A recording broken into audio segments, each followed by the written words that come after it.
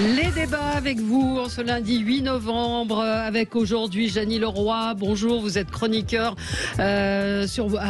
chez Boulevard Voltaire, exactement. Comme on dit chez, oui. On dit chat à Boulevard Voltaire, je sais pas joli. Michel Taube, fondateur du site d'information Opinion Internationale. Bonjour Michel. Sophie de Menton, chef d'entreprise, présidente du mouvement éthique. Bonjour. Et pardon, j'allais reciter Jeannie Leroy, je suis tellement contente de le recevoir. Et François Monboise, bonjour François, qui est avec nous, président de la FEVAD, la Fédération du e-commerce et de la vente à distance. Sondage IFOP, c'est un sondage fiducial. Éric Zemmour dépasse Marine Le Pen. On va parler de ce qui se passe un petit peu partout en France. Le commissariat d'Argenteuil attaqué au mortier cette nuit. À Cannes, un policier. Alors ce n'est pas à mettre sur le même plan. C'est un policier qui a été attaqué à l'arme blanche ce matin au cri de Allahu Akbar. Le ministre de l'Intérieur d'ailleurs est descendu à Cannes. Et puis les Dalton qui continuent à faire des siennes, qui ont escaladé un mur de prison. On repose la même question qu'on vous a posée la semaine dernière. Où est l'autorité de l'État? Et puis on reviendra sur cette proposition d'Arnaud Montebourg, bloquer les transferts d'argent vers les pays qui ne rapatrient pas leurs citoyens. On parle de tous ces sujets avec vous et de bien d'autres encore. Commençons peut-être avec vous, Sophie. C'est léger pour commencer. Ah oui, c'est léger, ça fait du bien et c'est une bonne nouvelle et je suis pas étonnée que les médias en aient absolument pratiquement pas traité. On a une course qui est partie hier du Havre, une transat, la Jacques Fabre, qui est la course à la voile la plus difficile du monde, paraît-il. C'est 3 semaines. Ils sont 2 sur un bateau. Il y a des tas de tailles de voiliers. 80 bateaux qui sont d'ailleurs soutenus par des entreprises, c'est quand même assez sympathique. Sauf un bateau. J'attendais l'entreprise. Sauf un bateau. Enfin, c'est pas la seule course où des entreprises soutiennent. Un seul bateau, le VCI Temps, qui n'est pas soutenu, qui est Olivier Delrieux, qui est qui concourt. Avec un skipper. C'est la course la plus dure du monde, en duo. Elle arrive à la Martinique, c'est une aventure humaine extraordinaire. Et je trouve que c'est formidable parce qu'il y a des villages entiers, les gens arrivent au Havre, c'est une aventure humaine, c'est une force de caractère incroyable. Et là, non, c'est complètement passé sous silence. On attend Thomas Pesquet, on peut pas tout faire. On peut pas tout faire, oui. Non mais là, on va parler de l'arme blanche. Non, mais beaucoup de médias ont parlé quand même de la Transat Jacques Vabre. On n'a rien vu, vous avez vu des images peut-être moins que les autres années, mais quand même la voile c'est un sport très populaire en France. François, il y a souvent la voile c'est vrai, mais celle-là, François, vous partagez l'avis de ce que dit Sophie? Je trouve qu'on n'en parle pas beaucoup, effectivement, mais je n'anticipais pas parce qu'on a moins des stars que Tabarly, Collat, pour lesquels il y avait un gros poids médiatique. Là, on a des gens très bons, mais qui sont connus, mais uniquement par les initiés. Et juste un petit point, c'est pas la course la plus dure du monde, parce que c'est à 2. Les courses les plus dures, c'est en solitaire. C'est en solitaire, c'est ça le plus difficile. Ah oui, c'est en solitaire. C'est la plus dure à 2, alors. C'est la plus dure à 2. Mais tous ceux qui étaient au Havre hier pensaient que c'était la plus dure du monde. C'était très émouvant. Alors, Édouard Philippe, il était présent ou pas? Absolument. Il est arrivé discrètement. Il a fait la queue comme tout le monde pour donner son QR code. Je ne pense pas, mais on va vérifier. Alors, pour être complet, c'est la première fois que la course arrive à la Martinique. Parce que d'habitude, elle arrive en Amérique latine. Bravo. Alors Michel, c'est un coup de cœur, coup de projecteur? Ouais, c'est un coup de projecteur. L'émission de Karine Le Marchand hier soir sur M6 qui recevait plusieurs candidats à l'élection présidentielle. Je trouve que dans le voyeurisme consenti et bienveillant, attendez, bienveillant. Je trouve que c'était une bonne émission. Je crois qu'il y a eu peu de Français qui l'ont vu, 2 millions de téléspectateurs. 2 millions et 10%, mais c'est vrai que le dimanche soir, c'est un soir particulièrement difficile. Il y a des très gros films. Moi, je trouve que j'aime bien l'exercice que fait Karine Le Marchand. Je trouve qu'elle humanise les personnes qu'elle a en face d'elle. Mais j'ai trouvé la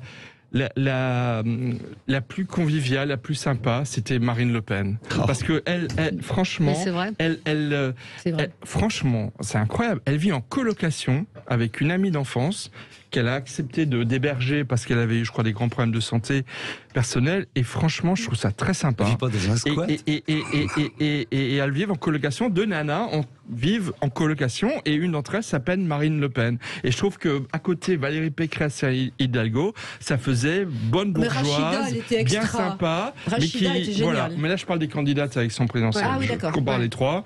Voilà. Donc j'ai trouvé ça très sympa et bienveillant et très sympa. Vous n'avez pas trouvé que Valérie Pécresse était sympa? On avait l'impression. Alors oui, mais Valérie Pécresse, elle est candidate. Non, mais elle est candidate à la candidature. Elle est candidate à la candidature, certes. Mais elle est surtout tombée dans la gueule du loup en revenant chez LR. Ça, c'est une autre question. Oui, ça c'est un autre débat. Vous avez regardé, François ? Non, j'ai regardé Brando sur Ah d'accord. Alors écoutez, vous allez me dire si vous êtes d'accord.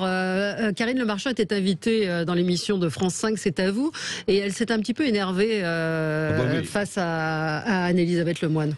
Vous rendez sympathique Marine Le Pen.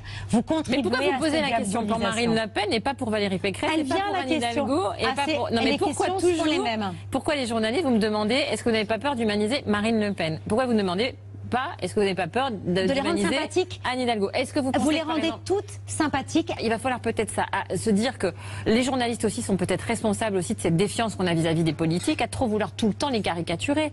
Entre elle est hystérique, elle c'est un monstre froid, elle décide de tout. Mais en fait, on ne s'en sort pas. C'est-à-dire à tout le temps s'opposer aux politiques et à toujours vouloir les déshumaniser, les gens ne votent plus aussi.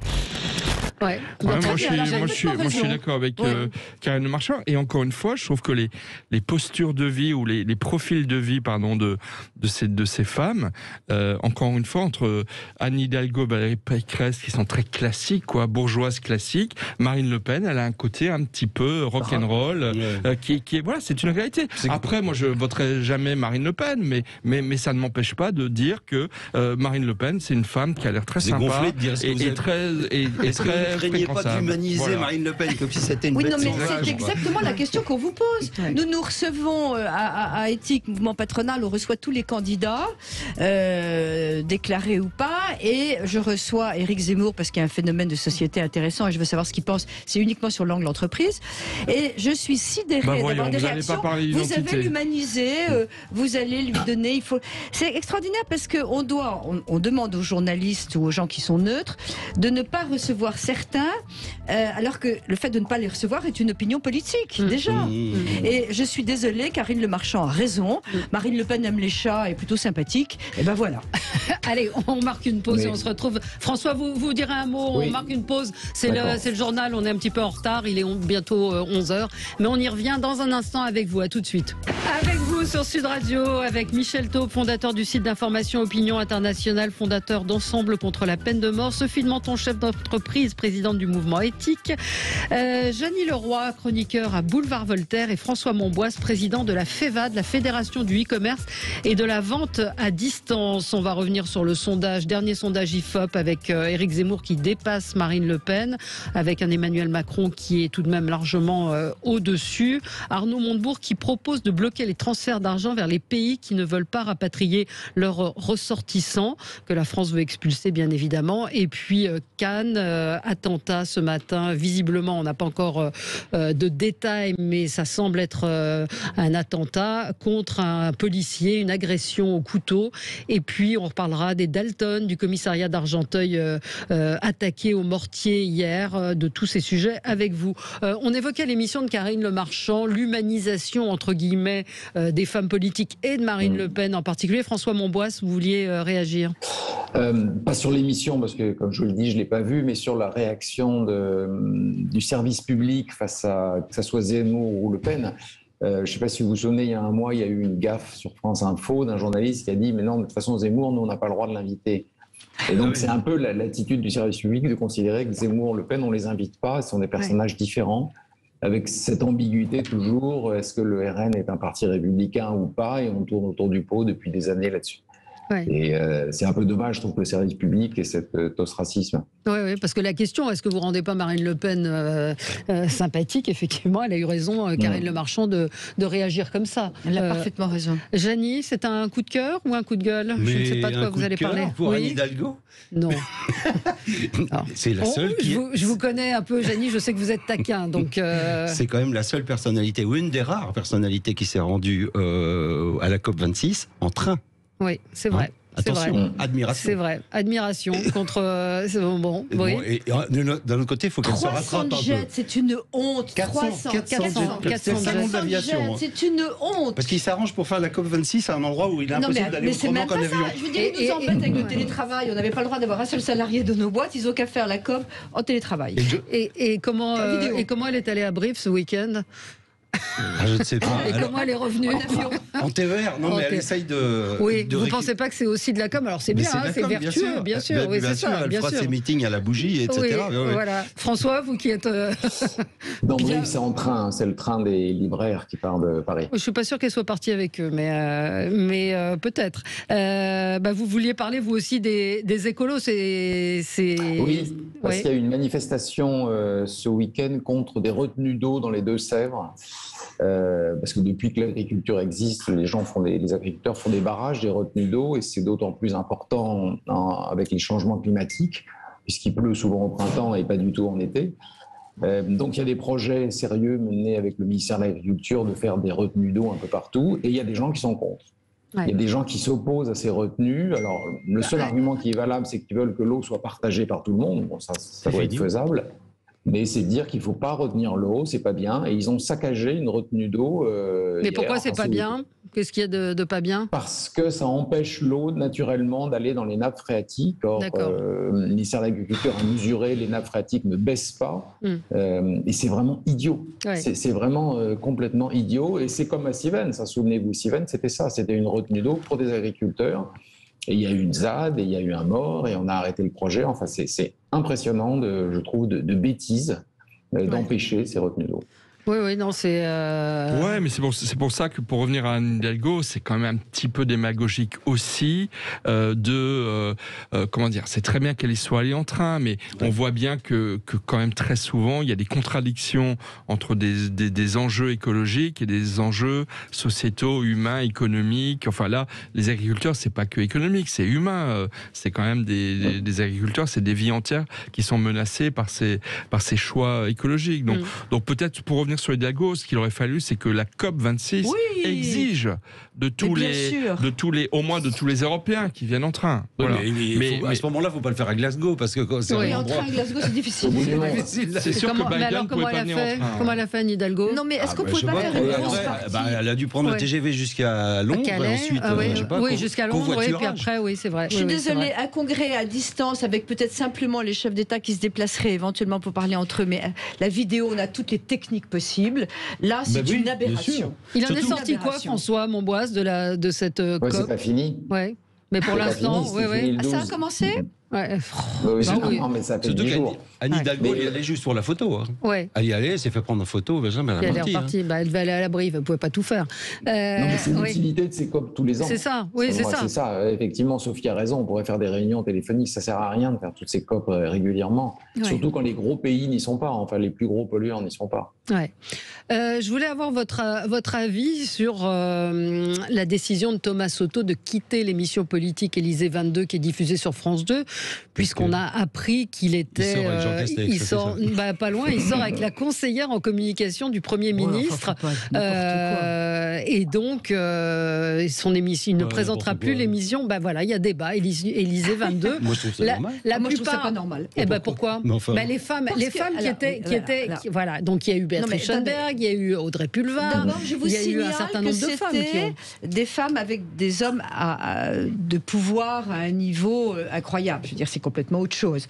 Là, on a Thomas Soto qui aurait fait preuve, évidemment, d'une impartialité immense parce qu'on fait attention. Ensuite, c'est la DIRCOM du Premier ministre.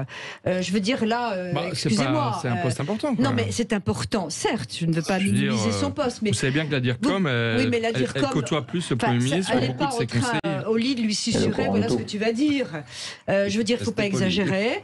Je trouve qu'en plus, on a dû lui imposer parce que je ne vois pas. Voilà. Et je pense que c'est à ce niveau-là inutile. Tous les cas ne se ressemblent pas. Et je pense que c'est parfeaurait inutile. C'est toujours avec le même parti aussi. Leroy. C'est toujours, on n'en voit pas qui vivrait avec la DIRCOM de Marine Le Pen ou de Zemmour. Parce que tous les cas que vous citez, c'est toujours... Zemmour vit avec sa DIRCOM, non? C'est pas ce que j'ai compris. Ah oui, c'est vrai. Zemmour, il est avec sa DIRCOM. Oui, mais il est avec la sienne. Il est encore journaliste. Il est avec la sienne. Mais c'est vrai que cet épisode-là, quand j'ai vu cette information que j'ignorais, je me suis dit que ça allait pas arranger la défiance vis-à-vis des journalistes. D'ailleurs, une auditrice nous dit impartiaux les journalistes. Point d'interrogation. Est-ce qu'on avait besoin de le dire, un truc pareil? En Angleterre et aux États-Unis, c'est impossible. C'est impossible, même juridiquement. C'est pas pour ça que ça va mieux dans leur pays. Non, je suis désolé. Non, c'est pas ça. Moi, j'ai beaucoup de compassion pour Thomas Soto, que je trouvais un très très bon journaliste, qui a une certaine compassion. Non, mais oui, parce qu'il surtout ce qui l'a le plus embêté, c'est qu'on étale un peu sa vie privée sur la place publique. Et je trouve que c'est un journaliste qui est resté fidèle. Pardon. Voilà, mais est-ce que je trompe mon mari, moi? Oui, mais ceci dit, dans les pays anglo-saxons, ça n'est pas possible. Déontologiquement, ils n'ont pas le droit. Ils n'ont pas le droit, les journalistes, sauf que la nature étant ce qu'elle est. Ils ont des obligations beaucoup plus importantes que les journalistes français quant à une neutralité. Est-ce qu'ils sont pas obligés de faire ça à cause de Léa Salamé? Je pense. Pardon. Ils sont peut-être obligés de faire ça à cause de Léa Salamé. Oui, mais Léa Salamé elle-même, oui, c'est ça, était avec Raphaël Glucksmann et elle avait arrêté de présenter. Oui, mais se présenter, c'était autre chose. Donc là, c'est simplement. Pardon, c'est un poste important, d'accord. C'est simplement la DIRCOM du Premier ministre. Et je pense qu'il a supprimé uniquement l'animation qui est très importante d'un débat, effectivement. Mais je pense que sachant ça, il aurait été tellement impartial. Je veux dire, on s'attache à des choses qui n'ont pas d'importance. En revanche, j'insiste encore, la façon dont le service public exclut certains participants, la façon dont ils se comportent sans aucune impartialité, me paraît beaucoup plus grave. Bon, alors, donc voilà, chapitre clos. Passons à notre premier sujet, donc un policier ce matin. Peut-être avant, le policier, qui a été attaqué ce matin à l'arme blanche devant le commissariat de Cannes. C'est un homme qui indiquait agir au nom du prophète. Il a été atteint par des tirs des policiers qui étaient devant ce commissariat. Le policier n'a pas été blessé. Il avait son gilet pare-balles. Gérald Darmanin s'est rendu sur place. La piste terroriste est envisagée. Mais je me dis que si Gérald Darmanin veut vraiment se déplacer à chaque fois qu'il se passe... c'est ça. Parce que il y a le alors, c'est pas au même niveau. On l'évoquait ce matin avec Juliette, ma collaboratrice. Effectivement, on ne peut pas mettre sur le même plan ce qui se passe à Cannes, à Argenteuil ou avec les Dalton, mais c'est quand même, Jeannie Leroy, c'est quand même une défiance. On s'attaque à des policiers, Jeannie. Mais oui, bien sûr. Leroy. Tout ça, ça vient confirmer sa plaide pour la cause Zemmour. Ça vient confirmer son constat. C'est pour ça qu'il y va, peut-être, d'ailleurs. Qu'est-ce qu'ils vont faire? Alors, à un moment donné, parce que comme ils s'attaquent toujours aux conséquences et pas aux causes, ils vont interdire la vente des couteaux, faire une saisie de tous les couteaux en France, on mangera avec des silex.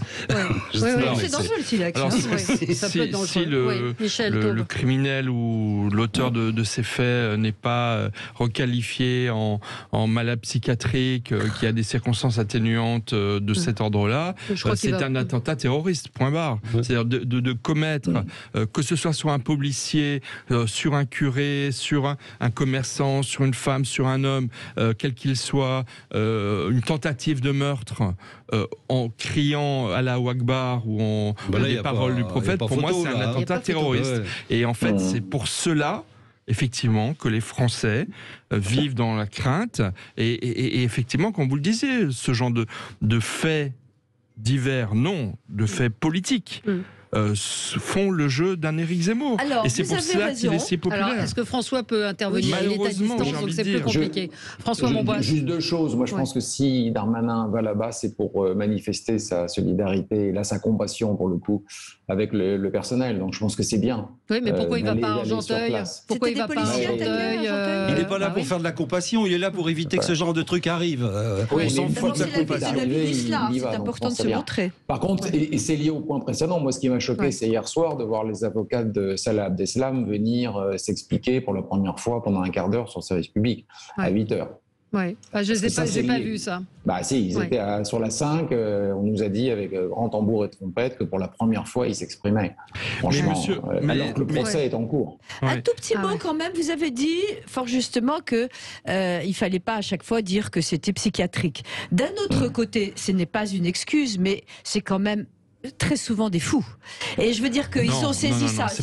Non, mais je ne diminue pas une seconde les risques qu'il y a, ce que nous vivons, etc. Mais la psychiatrie, ces types-là, on ne peut même pas les mettre en prison. Mais les talibans aussi sont bien sûr qu'on peut les mettre en prison. Non, mais c'est très intéressant ce que vous dites, Sophie. La psychiatrie en prison, c'est un drame. Non, mais c'est très intéressant ce que vous dites, Sophie. Mais moi, je plaide, j'ai déjà écrit à plusieurs reprises dans des éditos. Si vous prenez, par exemple, l'affaire de la triste femme de confession juive qui n'a pas eu, qui a été assassinée, qui a été assassinée sauvagement par un criminel qui n'a pas eu de procès parce qu'il a été considéré comme un malade psychiatrique, alors même qu'il avait exprimé des paroles religieuses. On en a beaucoup parlé avec certains de ses avocats. Moi, j'ai écrit des éditos là-dessus sur un point très précis. C'est que dans la folie religieuse, qu'elle soit musulmane ou autre, mais là en l'occurrence elle est musulmane, dans la montée en puissance de quelqu'un qui va passer à l'acte, il y a dans cette ivresse religieuse, il y a une folie psychiatrique qui s'insinue forcément. C'est comme les derviches tourneurs qui ont besoin de monter en puissance pour aller vers l'excellence. Et bien chez eux, la dimension psychiatrique est consubstantielle de la folie religieuse. Qu'est-ce qu'on fait ? Et donc on ne peut pas les séparer. On ne peut pas les séparer. Non, et c'est ce qu'on a fait. Et c'est ce qu'on a fait avec l'assassin de Sarah Halimi. On a considéré que sa folie, le fait d'avoir fumé des joints, c'était ça sa folie, était différente de sa folie religieuse. Et ça, c'est scandaleux. C'est inadmissible. C'est méconnaître ce qu'est le passage à l'acte religieux d'un monsieur comme Hakan. Donc si ça se trouve, le criminel ou le tentative de crime, la personne qui a commis cette tentative de crime à Cannes, est peut-être malade psychiatrique, mais je répète, dans la montée en puissance de passer à l'acte, il y a une dimension psychiatrique. Ils ne sont pas des malades psychiatriques. Non. Ah bon, des gars qui vont flinguer des types parce qu'ils font de la musique. C'est autre chose, les foules, il y a une contagion des foules, etc. À ce moment-là, tous les nazis étaient des malades psychiatriques. Ah oui, bien d'accord. Non, ce que je veux dire, c'est que ils ont été jugés à Nuremberg. Oui, on s'éloigne un petit peu. On s'éloigne un petit peu de notre sujet. On va y revenir dans un tout petit instant, et j'aimerais qu'on parle quand même de cette défiance vis-à-vis de l'État avec les Dalton qui demandent à négocier avec l'État la libération. Non mais ils se croient où ? Et ce qui s'est passé à Argenteuil hier, c'est suite à un tir de flashball sur un délinquant. Donc on va y revenir, on marque une pause, à tout de suite. Débat, et nous revenons sur ce qui s'est passé au commissariat d'Argenteuil hier où un jeune a été blessé par un flashball d'un policier. Réaction immédiate, le commissariat a été attaqué au mortier.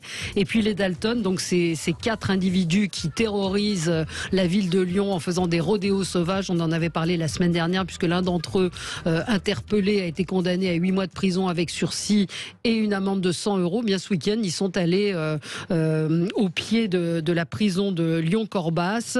L'un d'entre eux a escaladé le grillage pour apparemment délivrer un colis pour l'un d'entre eux qui est emprisonné. Et ils ont même demandé à ce que ils sont prêts à arrêter si Angèle accepte, la chanteuse, de chanter avec eux et si l'État accepte de libérer l'un des leurs qui est en prison. Valérie, il faut en rire. En nous annonçant. Ah non. Vous trouvez ça drôle, vous ? Vous trouvez ça drôle? Non, mais Valérie, en nous annonçant le sujet avec Juliette, que vous saluiez tout à l'heure à mon tour de le faire, vous avez dit ça fait un peu Orange Mécanique. C'est vrai. Et je trouve. Pas dit, moi. Mais je trouve que c'est vrai. Je trouve que c'est vrai. C'est-à-dire, il y a un côté, mais franchement, une sorte de violence à la fois insolente, gratuite, quelque chose qui est un peu hors des réalités. Et c'est vrai que de voir les autorités complètement démunies face à cela, ils ont aussi interrompu. Ils sont pas démunis, ils ont la trouille. Alors, Janine, bah oui, ils ont la trouille. On approche des présidentielles. Imaginez que les banlieues soient à feu et sang au mois d'avril. Mais Macron, il peut s'en aller, quoi. C'est fini pour lui. Donc je pense qu'ils ont la trouille. Non, mais comme vous le disiez pendant la pub, ils sont 4 a priori, les Dalton. Oui, ils n'arrivent pas à attraper 4 personnes. L'autre, c'est pas Lucky Luke, Darmanin, ça c'est sûr. Mais c'est vrai qu'ils multiplient les actions pour faire parler d'eux. La preuve, c'est qu'on. Alors Zemmour sera-t-il Lucky Luke? Je voudrais que François Monboise, vous réagissiez sur ce sujet. Moi, j'ai trouvé que cette escalade du mur de la prison était quand même un affront fait à l'État et qu'on arrive. Mais vous plaisantez? Non, mais ou c'est quoi, pas que je plaisante pas. C'est tellement anecdotique que ça finit par être drôle d'escalader le mur de la prison. Attendez. Je finis. Je dis qu'on devrait en rire. Par contre. En rire? Oui, non, parce que c'est ridicule d'aller porter un paquet en escaladant le mur de la prison. Moi, ça me fait rire. C'est du digne de Lucky Luke, je suis d'accord. Non, mais c'est révélateur de quelque chose. Oui, mais ce qui est absolument le seul sujet, c'est comment est-ce que immédiatement la répression n'est pas très sévère. Parce qu'ils ont peur. Ben voilà, c'est ça le sujet. C'est pas d'escalader la prison. François Monboise. Alors, on a perdu François. Oui, mais pourquoi les policiers ont peur? Parce qu'en fait, ils sont pas. Non, c'est pas les policiers. C'est pas les policiers qui ont peur. C'est le pouvoir qui a peur. Parce que si jamais il y en a un s'il y a un pépin ou je ne sais quoi, les banlieues, sont les émeutes. C'est passé à Argenteuil, quoi. Voilà. Et Zemmour se prend plus 5. C'est-à-dire que c'est ce que nous disait un policier la semaine dernière. C'est-à-dire que les délinquants prennent les policiers pour une bande rivale. Et là, ce qui s'est passé à Argenteuil, c'est ça. C'est vous nous avez tapé, on vous tape. C'est vrai. Eh ben oui, c'est pas risible, c'est pas ridicule. Alors, il y a autre chose sur les Dalton qu'il faut savoir. D'abord, deux points importants. Enfin, le premier est anecdotique là, c'est qu'ils ont réussi à interrompre le match OL Sparta de Prague. C'est vrai. Voilà. Mais ce que j'ai appris, c'est quand même incroyable, c'est que c'est en fait un groupe de rap qui prépare un album. Donc c'est une opération de com. Et ça leur fait une publicité d'enfer, et ils sont certains d'en vendre des dizaines, des centaines de milliers. Et donc du coup, si c'est eux, franchement, c'est quand même, c'est absolument hallucinant. C'est comme encore une fois Cyril Hanouna qui reçoit sur son plateau le gars qui est allé dans une ambulance pour saccager une ambulance, etc. Son seul fait d'arme, c'est d'avoir commis un délit véritablement, et des incivilités absolument scandaleuses et inadmissibles, et résultat il se retrouve à la une d'un média.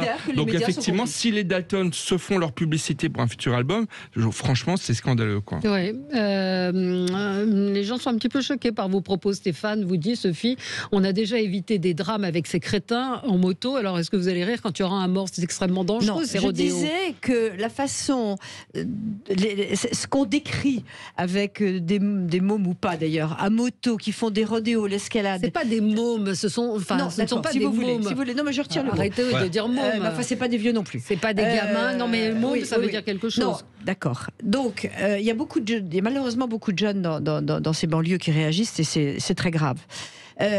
Je dis que ce qui est terrible, c'est la disproportion qu'il peut y avoir. Et vous parlez effectivement d'un album de rap qui doit sortir. Je pense à la répression immédiate. Et je pense qu'on les met trop en exergue. Ça finit par séduire certains qu'on escalade le mur d'une prison. Ils finissent en héros avec des albums de rap. C'est ça qui me paraît risible d'un certain côté. En revanche, évidemment que c'est dramatique pour notre sécurité, mais je trouve que la réponse devrait être immédiate. Ça risque pas. Oui, non, mais on approche des présidentielles. Les mecs, ils peuvent aller faire du motocross dans le bureau de Macron. Je veux dire, ce que dit Sophie est très intéressant. Ce que dit Sophie est très intéressant. Mais malheureusement, ça n'est pas possible. Pourquoi? Parce que, et c'est une des grandes faiblesses du droit français, c'est que quand quelqu'un est pris en flagrant délit d'un délit de cet ordre-là, il peut être poursuivi en comparution immédiate pour être jugé tout de suite. Sauf que s'il refuse la comparution immédiate, c'est-à-dire la personne poursuivie refuse la comparution immédiate, il n'y a pas de comparution immédiate et le procès est renvoyé de plusieurs semaines, voire plusieurs mois.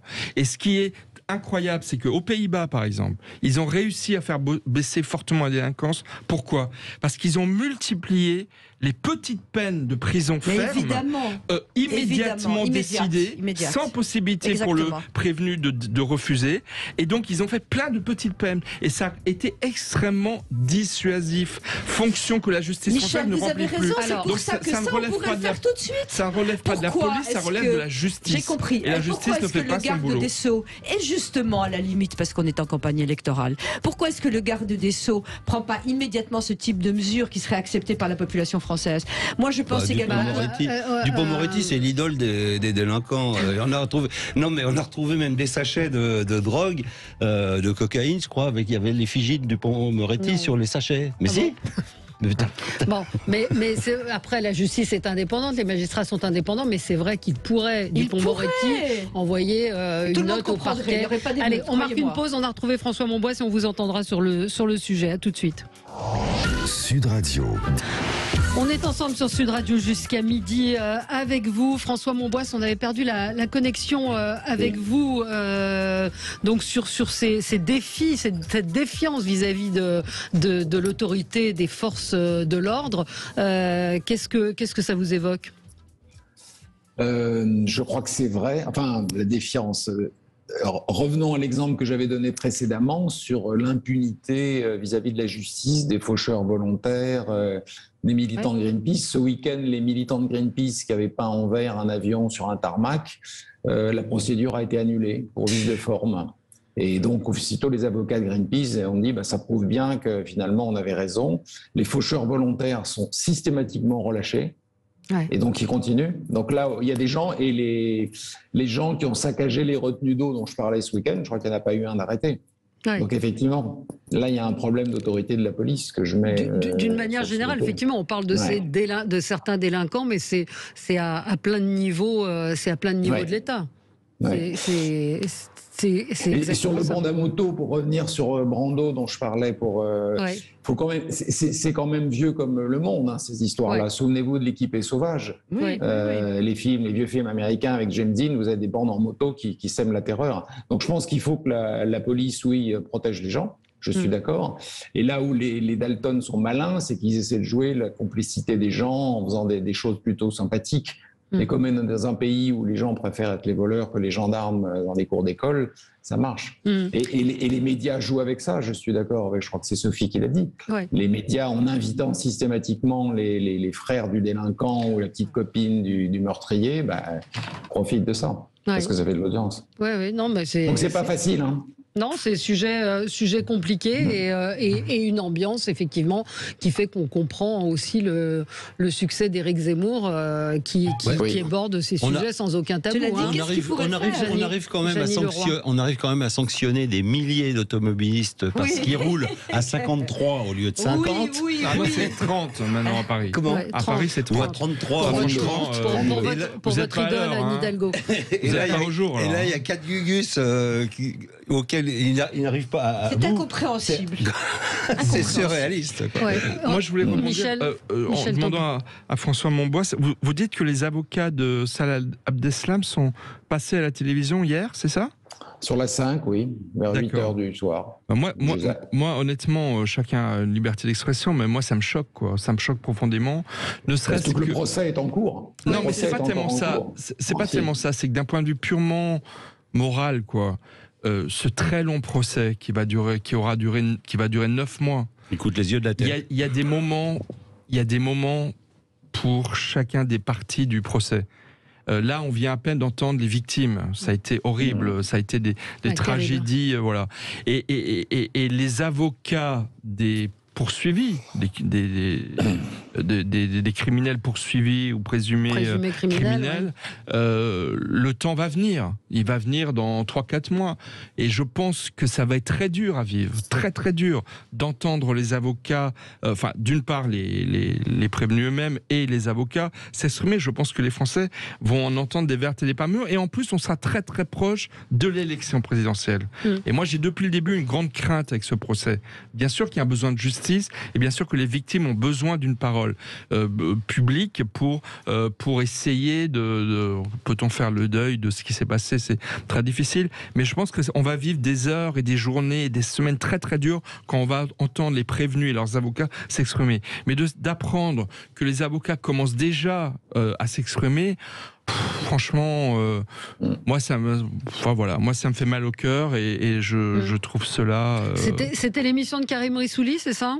Oui. Eh ben, il a fait son record d'audience, meilleure performance d'audience de la saison, 900 000 téléspectateurs pour cette émission. Il disait quoi, les avocats ? J'ai zappé. Vous avez zappé, vous n'avez pas eu envie de... J'ai pas eu envie de les écouter. Non, mais il y a un moment où il y a quand même une éthique, une déontologie de la presse qui part... Alors, je sais bien qu'il y a les nouveaux, les médias sociaux, etc. Mais il y a un moment où c'est très compliqué d'avoir des entreprises privées qui doivent faire de l'audience pour gagner de l'argent, parce que c'est ça, et je suis une chef d'entreprise, c'est de ce dont je parle. Mais il y a un moment, il va falloir quand même réfléchir. C'est juste pas possible. Jusqu'où va-t-on aller ? L'avocate, effectivement, qui s'exprime, ça a été annoncé. Il y a une évolution dans son comportement. Il est là, il répond, c'est ce qu'elle a dit. On ne doit pas exclure quelqu'un à partir du moment où les faits qui lui sont reprochés paraissent trop terribles. Voilà. C'est quelques extraits de ce qui a pu être dit hier. Sans transition, comme on dit à la télé. Dernier baromètre IFOP fiducial pour LCI et Le Figaro. Éric Zemmour devance Marine Le Pen dans un scénario où Xavier Bertrand serait choisi par les Républicain. Le polémiste n'a toujours pas officialisé sa candidature, mais il récolterait 17% des intentions de vote contre 16% pour Marine Le Pen.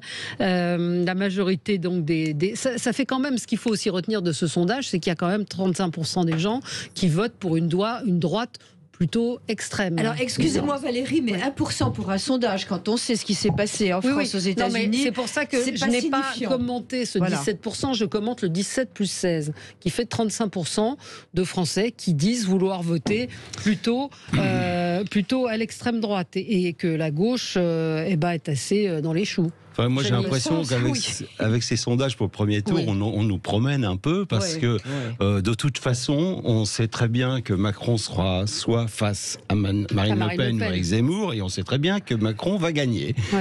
Donc, alors on sait. Mais si, moi, je ne serais pas aussi sûr que vous. Moi non plus, on ne sait jamais. Et ni sur le premier, ni sur le deuxième. Et pour une raison très simple. Alors attendez, laissez-le terminer. Laissez Jenny terminer. À moins d'événements de motocross et d'attaque au couteau, une motocross à l'Élysée. Mais... Alors, moi, je pense vraiment qu'on est à un tournant de la campagne électorale, que effectivement Zemmour est en train clairement et définitivement de prendre la place qu'occupait Marine Le Pen, et une place beaucoup plus forte qu'elle ne l'avait. Et je pense que il y a deux choses. C'est d'ailleurs le titre de mon édito de ce matin. Pourquoi Zemmour a déjà gagné l'élection présidentielle ? C'est parce que, en fait, sur le débat d'idées, il a déjà gagné. Et quand vous voyez Arnaud Montebourg et tous les candidats LR, il a gagné. Donc s'il arrive, ce qui n'est pas gagné, à maintenir la question sécurité, identité, immigration comme la question de l'élection présidentielle, Zemmour peut aller très très loin. Et je pense, moi, que Zemmour, c'est le Macron de 2016. C'est-à-dire qu'en 2016, il a fait irruption sur la scène publique politique et il a gagné l'élection présidentielle. Donc moi, je pense que Zemmour, c'est pas un épiphénomène.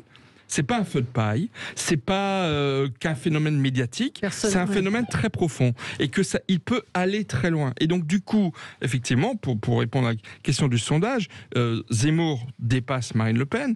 Mais je pense effectivement que la question que va devoir se poser Marine Le Pen à l'approche de l'élection présidentielle, c'est qu'est-ce qu'elle doit faire ? Est-ce qu'elle doit se maintenir ou appeler à voter Zemmour si celui-ci creuse l'écart ? Parce qu'à mon avis, il va creuser l'écart. Vous êtes Madame Irma, parce que non, moi j'écoute les débats politiques, les commentateurs, personne ne sait, et sont assez partagés sur l'issue de de ce que va donner la candidature. J'ai le droit d'exprimer mes intuitions. En revanche, ce qui est intéressant, il y a un suicide en direct ce soir qui va être en 4 épisodes. Où on va en parler effectivement des LR. Où LR va débattre entre eux. Donc où ils marquent aucune différence, on se demande ce qu'on fait là. Ou alors ils se lancent ils s'entretuent. Ils balancent des vacheries les uns contre les autres et c'est un drame. Donc la droite suicidaire dans cette histoire est très responsable de ce qui se passe. Oui. Alors François Monbois sur... moi je suis assez d'accord avec Michel Taube que Zemmour a réussi à centrer le débat sur lui. Bah oui, mais pour Marine Le Pen, c'est un sacré problème, parce que d'habitude, c'était elle qui faisait la polémique, qui était un peu au centre des débats, et là, c'est Zemmour. Donc à droite, effectivement, ils font un peu surenchère de propositions dures, ce qui est paradoxal, puisque Valérie Pécresse était partie des Républicains en trouvant que la ligne de Wauquiez était trop dure. Xavier Bertrand un peu aussi.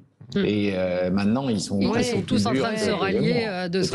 Quand on voit effectivement Arnaud Montebourg, on va peut-être en reparler, qui reprend visiblement une proposition d'Éric Zemmour. C'est en tout cas ce qu'Éric Zemmour a dit. C'est pas parce que Zemmour dit un truc, c'est comme Le Pen. Je veux dire, dès qu'ils disent quelque chose et qu'on reprend, mais je ne parle pas du fond. Je ne parle pas du fond. Je parle du fait que ce qu'évoque Michel Taube et François Monbois, que Éric Zemmour a phagocyté le débat. Donc quand on voit à Montebourg, qui était quand même plutôt à gauche, aujourd'hui dire il faut que les immigrés ne puissent pas envoyer l'argent au pays. Je ne parle pas du fond de ce qu'il dit, je dis qu'il reprend une mesure.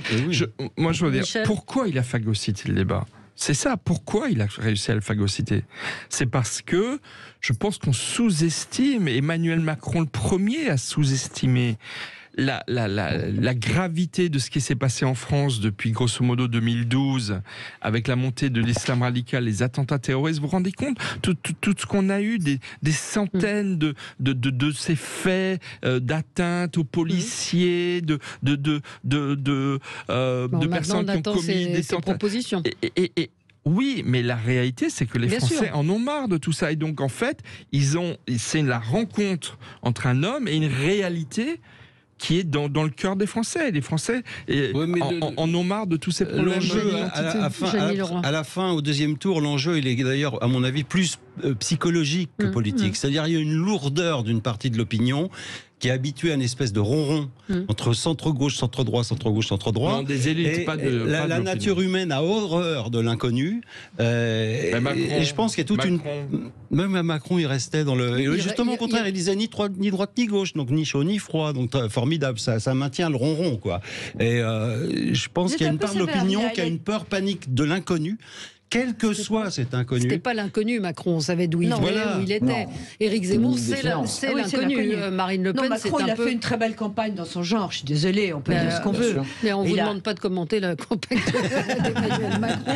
Non, mais je dis que ça n'a aucun rapport avec ce qui se passe aujourd'hui avec Zemmour. Non, mais c'est exactement ce que dit Janie. C'est ce que dit Janie, absolument. François, vous pensez que les Français peuvent, parce qu'il y a des pays qui l'ont fait, quand on pense aux États-Unis où tout le monde disait Trump ne pourra pas être élu. Sur l'Italie aussi, BP Boris Grillo. Johnson, c'est un peu ça aussi. Enfin, je veux dire, le Brexit. Est-ce qu'on peut laisser François ? Pardon, François. Oui, François. 2 fois de suite, ça fait beaucoup quand même. Je ne sais pas. Sincèrement, je ne sais pas si ça ira jusqu'à une victoire au deuxième tour. J'en sais rien du tout. Mais il prend les codes un peu de Trump, c'est vrai. C'est-à-dire son slogan, c'est comme Make America Great Again. Hein. La France n'a pas dit son dernier mot, c'est exactement la même chose. Et puis créer l'événement sur des bêtises tous les jours qui sont reprises, comme le salon militaire, etc., qui fait que tout le monde, il attire toutes les caméras. Oui, absolument. C'est quand même important. Allez, on va marquer une pause. On peut dire quand même quelques mots de ce qui va se passer ce soir. Premier débat sur LCI entre les LR. C'est à suivre dans un instant. Et puis la proposition d'Arnaud Montebourg, bloquer les transferts d'argent vers les pays qui ne rapatrient pas leurs ressortissants. À tout de suite. Pardon, il y a de la bonne humeur dans le studio. Non, je parlais du livre de Solène de Royer sur le dernier amour de Mitterrand. Mitterrand qui avait 70 ans et qui a rencontré une étudiante de 20 ans avec qui il a eu une relation pendant 8 ans. Donc on parlait des histoires de tromperie et de coucherie. Président de la République qu'il était, il avait le temps d'avoir cette relation avec cette jeune femme. Allez, parlons quand même. Vous voyez comme quoi, hein, hein, le niveau. Donc Arnaud Montebourg, quand même, on verra, parce que pendant la pub, pour tout vous dire, qu'est-ce qu'on va dire sur les Républicains qui vont débattre un petit peu, Sophie, un peu résumé. C'est trop tard. Arnaud Montebourg propose donc de taper au portefeuille et de bloquer les transferts d'argent vers les pays qui ne rapatrient pas leurs ressortissants. C'est vrai que c'est énormément d'argent, 11 milliards de transferts d'argent qui passent par Western Union sur l'ensemble des pays d'origine. Donc il demande à ce qu'on bloque ces transferts qui sont une manne pour ces pays, plus même que certaines aides. Vous en pensez quoi ? Il se rallie à Zemmour et puis n'en parlons plus. Quoi. Voilà. Oui, mais sur le fond. Sur le fond. Alors moi, sur le fond, c'est pas idiot, spontanément. C'est pas faisable. C'est pas faisable, François. Alors François, peut-être. François, comment on fait ? On fait pas, et je vois pas comment il peut faire, parce que vous passez par un compte à Londres ou à Genève ou je ne sais où, donc vous allez interdire les transferts à Londres. Enfin, c'est pas possible. C'est techniquement pas possible. C'est techniquement pas possible, oui. Alors, moi j'ai un point de vue. Je trouve, c'est vraiment très grave, parce que si on fait ça, très concrètement, en fait, il y a un mois, le gouvernement français a décidé de réduire de moitié l'attribution des visas consulaires aux ressortissants du Maghreb. D'accord ? Ce faisant, moi j'ai fait un édito pour dire, vous allez pénaliser des innocents, c'est-à-dire des femmes et des hommes qui font des allers-retours légalement, des chefs d'entreprise, des étudiants, des membres de famille qui font des allers-retours, qui ne vont plus pouvoir le faire. Et là, il y a Arnaud. Et là, vous avez Arnaud Montebourg qui dit, on va pénaliser tous les pauvres gens qui triment tous les jours pour avoir un salaire à Paris. Il ne dit pas ça. Il dit, vous avez aujourd'hui 100 000 mesures d'obligation pesant sur des personnes qui doivent quitter le territoire, qu'on n'arrive pas à exécuter. Ces personnes sont là et sont d'ailleurs souvent des délinquants.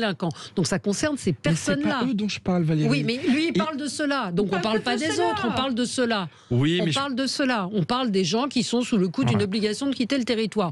Pourquoi peuvent-ils envoyer de l'argent dans leur pays ? C'est cela dont on parle. Mais François Monbois nous dit que c'est pas possible. Moi, je pense que le meilleur moyen de faire pression sur ces pays-là, c'est d'annoncer l'interruption de tous les crédits, subventions et aides financières qui sont accordées à ces trois pays qui sont l'Algérie, le Maroc et la Tunisie, parce qu'avec l'AFD, l'Agence française de développement, qui gère des milliards d'euros d'aides au gouvernement, si on interrompt ces aides-là, vous allez voir que très très vite, les États vont accepter de les reprendre. C'est au portefeuille des États qu'il faut frapper et pas des personnes. Donc c'est purement... Alors, est-ce qu'on doit débattre même du fond de cette mesure ? Parce que visiblement, c'est électoraliste. Je vois des auditeurs qui réagissent et qui connaissent bien, dont Stéphane qui dit on pourra payer par PayPal. Enfin, il y a plein de systèmes, les crypto-monnaies, il y a plein de manières de contourner cet envoi. Donc est-ce que la question, elle n'est pas politique ? C'est-à-dire Arnaud Montebourg qui, finalement, ça poursuit notre débat, se retrouve dans le Je suis d'accord. Et ce qui est dramatique pour l'image des politiques, c'est que ils proposent des mesures complètement démagogues dont ils savent qu'ils ne peuvent pas les appliquer. C'est ce que vous disiez tout à l'heure, Michel, sur le fait qu'il n'y a pas de comparution immédiate, etc. Et qu'on promet qu'il y aura zéro tolérance pour la délinquance, etc. Moi, je voudrais quelqu'un qui se présente et qui me dit, qui propose concrètement ce qu'on peut faire en 3 mois, juridiquement, ce qui est acceptable et possible. Sinon, c'est pas possible. Tous les jours, on nous balance un truc. C'est ça. Demain, on rase gratis. Oui, c'est comme on arrête les allocations familiales aux mères de délinquants. Oui, comment, quand, par quelle loi. Mais il n'y en a pas déjà qui le font ? Non. Nulle part ? Je crois pas. Ouais. Il y a ceux, alors là on se bagarre, il y a ceux, et la pauvre femme qui est toute seule alors qu'elle maîtrise pas, elle est seule, voilée avec 3 fils qu'elle maîtrise pas, etc. C'est elle qu'on va priver de... Je veux dire que l'incohérence des propos tenus et la démagogie est insupportable. Moi, je voudrais tout simplement des choses extrêmement simples. Ça, on peut pas le faire. Ça, on peut le faire en 3 mois. Et voilà comment on s'y prend. Et je pense qu'on récupère là l'estime des Français. Et c'est d'ailleurs pourquoi Zemmour prêche, fait des fausses promesses, parce que la plupart des promesses qu'il fait sont malheureusement, pour la plupart, impraticables. Et je crois qu'il comme le suggérait Valérie tout à l'heure, la question c'est quelles sont les solutions faisables qui vont pouvoir être mises en place. Mais bon, il n'en demeure pas moins que Arnaud Montebourg a quand même rompu une digue à gauche, qui est celle des enjeux sécuritaires. Oui, et il était temps qu'un représentant de la gauche le prenne en... Il fait du Michel Onfray et c'est très bien. François Je reviens à Trump, il fait la même chose que Trump. Souvenez-vous, quand Trump a été élu, il a bloqué absolument tous les visas avec un certain nombre de pays. Et puis ça a été le bazar dans les aéroports, un bazar monstre, il est obligé de revenir en arrière, mais il fait des mesures fortes. Non, Montebourg, je pense que ce n'est pas une bonne idée parce que ça va fiche la panique en France, avec les gens qui voudront transférer. Il vaut mieux supprimer les visas, mais peut-être carrément, ou le réduire de moitié, parce que là, ça met la pression dans les pays en question. C'est ça qu'il faut faire. Il faut pas mettre la pression mais les gouvernements, je parle de l'Algérie par exemple, mais le gouvernement algérien s'en fout des dommages qu'on peut infliger aux habitants d'Algérie. C'est pour ça qu'il faut s'en prendre à l'État. Non, ils ont une pression énorme de leur jeunesse. Non, je suis pas d'accord. D'ailleurs, le président algérien est furieux, il veut que Macron arrête. Non, ils sont pas contents. Non, c'est d'abord l'Algérie, le Maroc et la Tunisie, c'est pas dans le même sac. Excusez-moi. J'ai fait la distinction. J'ai parlé de l'Algérie. Un mot sur ce débat de ce soir. Vous ne prendrez pas de médicaments pour dormir ce soir, Fanny Leroy. Je vais regarder le débat des Républicains, une verveine. Et là, vous êtes sûr de bien dormir. Mais surtout, il y en a 4. Il y en aurait un seul. Il y en a 4. Et donc, François, vous en attendez quoi 5 candidats, mais 3 débats. Je regrette qu'ils aient viré Denis Père. Oui, Denis Père qui était chef d'entreprise. Ils l'ont viré ou c'est lui qui a... Il n'a pas eu les Ils lui ont pas donné l'investiture, mais tout ce qui fuite en ce moment, c'est qu'il y a eu un ordre de verrouiller et de ne pas le laisser passer. Et c'est pas bien, parce qu'il n'aurait peut-être pas gagné, mais ça aurait fait entendre une voix un peu différente. C'est vraiment l'image d'un parti qui est quand même pas en grande forme et qui refuse de s'ouvrir à quelqu'un qui vient avec des idées nouvelles. Je trouve ça dommage. Je suis d'accord, mais tout ça est beaucoup trop tard. Tout ça est beaucoup trop tard. Je veux dire, c'est terrible ce retard. Comment peut-on dire qu'on va gouverner un pays quand on n'est pas capable de décider et de faire en temps et heure de choisir son chef? C'est dramatique. Vous vous rendez compte, début décembre. Il y a un ancien ministre de l'Environnement. L'an dernier, il y a 5 ans, c'était quand la primaire les Républicains? C'était à peu près la même période. Oui, mais il ne faut pas la comparer, parce qu'à l'époque, il y a eu 4 millions de votants. Là, il va y avoir 120 000 votants, dont personne ne peut savoir ce qu'ils vont voter. Donc j'espère qu'il n'y aura pas de sondage. Moi, j'ai juste envie d'envoyer tous les candidats, et notamment Valérie Pécresse et Xavier Bertrand, qui avaient dit qu'ils courraient indépendamment de LR et qui ont accepté de se remettre dans la gueule du loup. Enfin, je trouve ça complètement incohérent. J'ai envie de leur envoyer le livre de Philippe Vasseur, qui était ministre de l'Environnement il y a longtemps, il y a 25-30 ans, de Jacques Chirac. La droite la plus bête du monde. C'était le livre. Alors, la gauche la suit très près d'abord. Et ensuite de ça, le problème de ça, c'est que c'était insoluble, car et je suis d'accord Michel sur ce point, mais s'il ne rentrait pas au bercail, il y avait 2 candidats, et là, la droite, c'était même pas la peine d'y penser. Donc c'est de la survie. Jeannier, vous vouliez dire quoi? C'est un peu dommage quand on voit qu'il n'y a pas un chef qui surnage de manière naturelle, quoi. De Gaulle n'a pas eu besoin de primaire. Non, mais c'est vrai qu'il n'y a pas de chef évident et qui sont extrêmement divisés quand même. Il n'y a aucune personnalité charismatique qui émerge de tout ça. Regardez leur proposition. La personnalité, le sauveur et la personnalité charismatique. Mais... Non, mais sur la 5e République, on n'a pas prêt d'en finir. On n'est pas prêt d'en finir. Par exemple, que Valérie Pécresse est tout à fait capable d'être présidente de la République. Oui, mais ça, c'est votre avis. Mais d'autres pensent que Xavier Bertrand l'est tout autant. Bon, donc voilà. Donc ils ne sont pas forcément charismatiques. Il faut qu'ils s'y mettent à plusieurs, je pense. Oui, ils auraient peut-être dû s'y mettre à plusieurs. J'entendais Luc Ferry. Non, mais j'entendais Luc Ferry hier qui disait qu'ils auraient dû, Xavier Bertrand et Valérie Pécresse, se mettre ensemble. Ils auraient proposé quelque chose. Ça, c'est déjà fait. Mais ils n'ont pas voulu le faire. C'est ça. Allez, c'est fini. Merci à tous les 4. Très bonne journée sur Sud Radio. À demain. Sud Radio. Parlons vrai. Parlons vrai. Sud Radio. Parlons vrai. Sud Radio. Parlons vrai. Parlons vrai.